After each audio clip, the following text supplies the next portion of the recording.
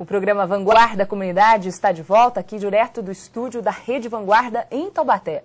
Hoje nós estamos falando de terapia comunitária com a psicóloga Ana Patrícia Bogado, fundadora do Instituto Diálogos do Ser e também coordenadora do programa de pós-graduação da Universidade da Paz no Vale do Paraíba. A gente estava falando um pouco antes, Patrícia, do trabalho do terapeuta, né? Como que é a formação desse terapeuta que é feita lá no Instituto Diálogos do Ser?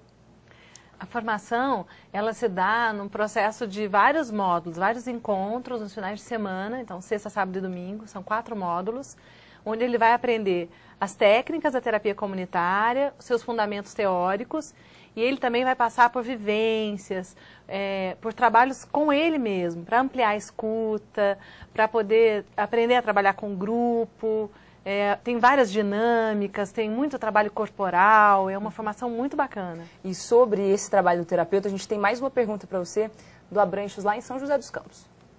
Uma outra pergunta que eu gostaria de fazer para que a Ana respondesse a respeito desse tema é o seguinte: quais são as características fundamentais da pessoa, que a pessoa deve ter para que ela possa atuar como terapeuta comunitário?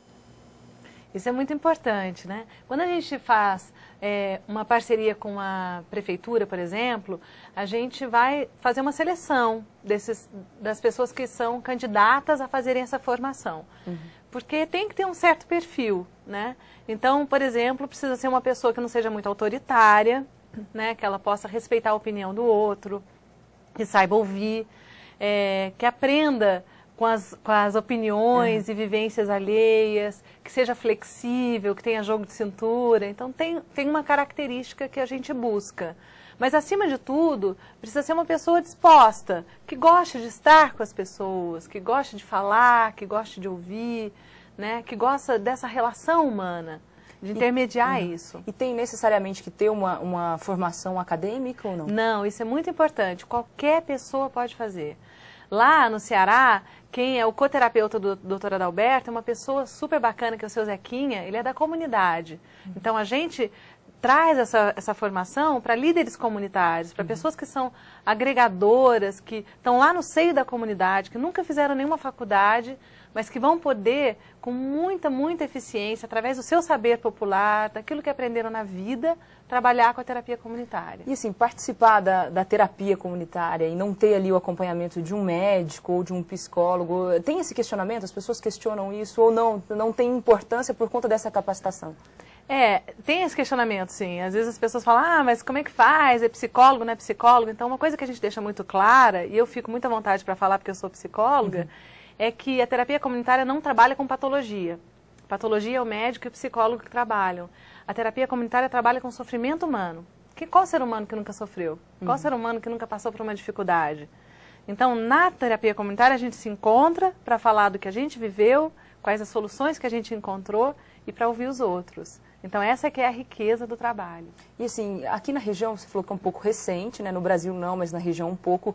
Assim, tem resultados já efetivos assim dessa terapia comunitária, por exemplo, em prefeituras que vocês já atuaram? O resultado ele é individual ou é realmente em grupo? Não, tem resultado sim. Aqui no Vale do Paraíba, o trabalho maior que a gente está fazendo é com a Prefeitura de Pindamonhangaba, com uma parceria inclusive com professoras do Polo Formador do Unifesp Enfermagem de São Paulo.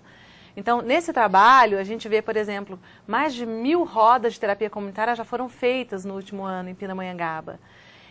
Existem alguns estudos que foram feitos em lugares onde a terapia comunitária já foi implantada há mais tempo, como na Prefeitura de São Paulo, que mostra que depois de um tempo diminui o índice de queixas, de utilização de remédio e mesmo de consultas na área da saúde, né?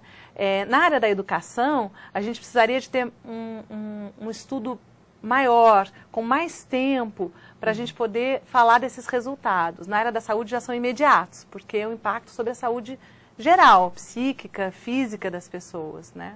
E você falou que dá resultado também isso se for feito numa empresa? A gente pode fazer em empresa, a gente pode fazer em universidade, em escola, em todos os lugares. Nas empresas, a terapia comunitária pode ser oferecida para trabalhar os funcionários, para melhorar o clima organizacional, para cuidar das pessoas. Quando eu fui chamada em Pinda, havia um problema muito sério com pessoas que tinham morrido, que eram servidores da prefeitura, havia casos de suicídio e os servidores estavam muito sofridos. Então, o desejo da secretária, além de oferecer esse projeto lindo para a população, ela queria cuidar dos servidores. Então, ela é uma grande ferramenta de cuidado humano mesmo. Uhum. E você citou como funciona, né, mais ou menos essa roda. Assim, elenca um tema ou não? Isso. Ou cada um pode relatar um problema independentemente do tema? É exatamente isso que você falou. A cada roda a gente elege um tema. Quem elege? A própria comunidade. Não é o terapeuta comunitário que define, hoje vamos falar de tal coisa. Não. É sempre aquilo que a comunidade precisa falar. Então, em cada roda, a gente pergunta quem quer falar, as pessoas levantam a mão, a gente ouve lá 6, 7 temas, de acordo com o número de pessoas.